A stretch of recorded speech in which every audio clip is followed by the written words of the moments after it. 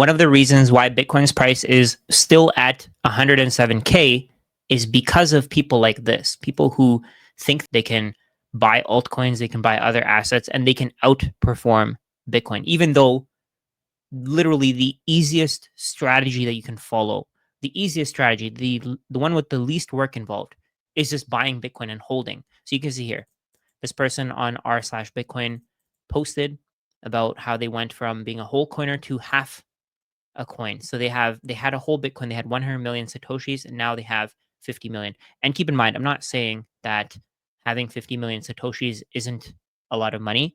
50 million satoshis is half a Bitcoin, 0.5 Bitcoin, so it costs you about $54,000 today. And keep in mind that it's possible for a lot of people that if they go from a whole Bitcoin to half a Bitcoin, they may never ever go back to having a whole Bitcoin again. So we can see here, sold half a Bitcoin when it hit 100K last year. He bought some altcoins, expected alt season. I'll be making easy returns, 4 to 5x in a few weeks, and rotate them back into Bitcoin.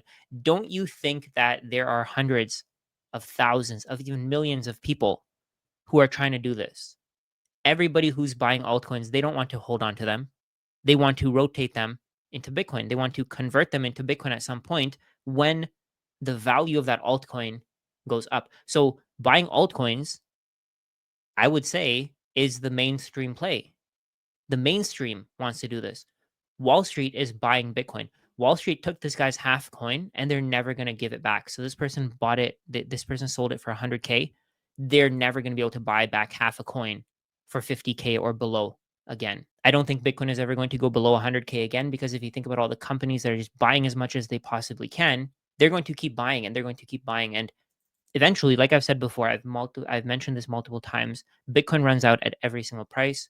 We have altcoins which are down 70% since this time.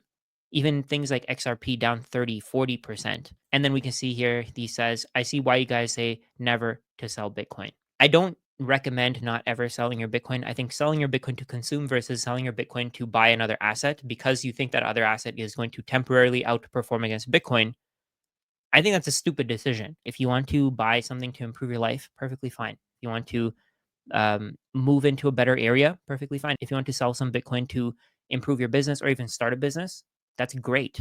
You may have to sell some Bitcoin in the short term, but over the long term, it may end up with you being able to buy a lot more Bitcoin because of the business you started doing extremely well. I mean, it is risky.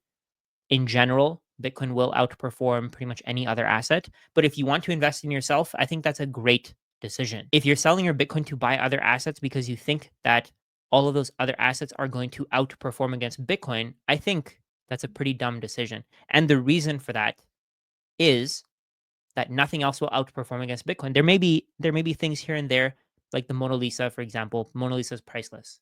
The average person can't have the Mona Lisa, so that's not even relevant in this discussion. But other assets, let's say like stocks, I don't think the majority of them are going to outperform against Bitcoin because none of them have the same features as Bitcoin. Bitcoin is the only asset that anyone in the world can access. Anyone in the world can use it as money. It's the best form of money that's ever existed. It has all of the characteristics that we need money to have.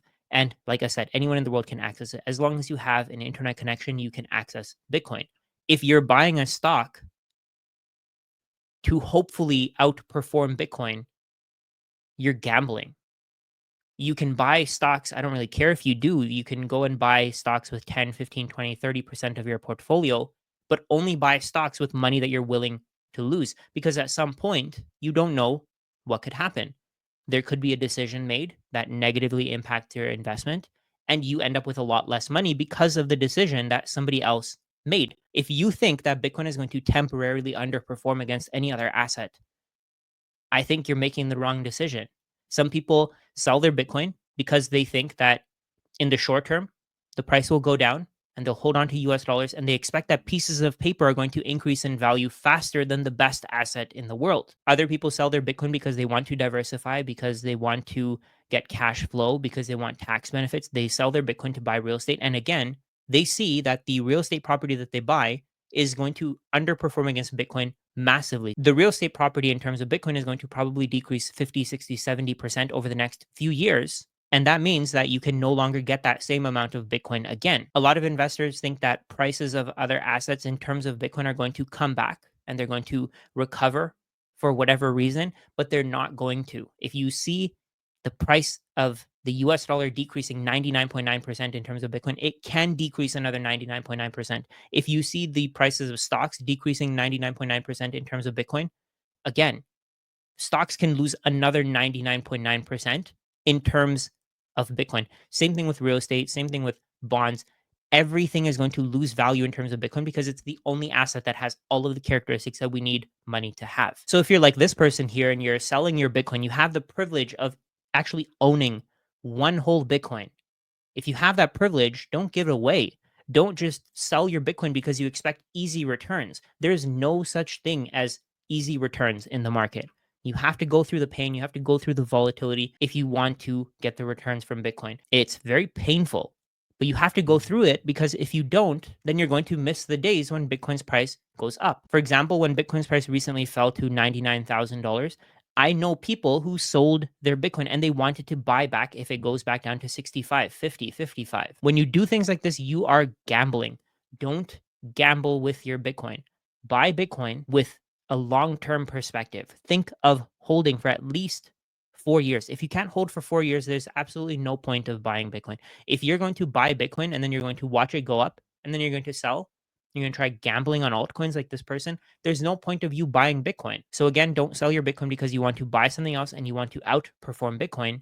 The only reason for you to sell your Bitcoin is to consume. Let's say, for example, you lose your job and you need to make your mortgage payment.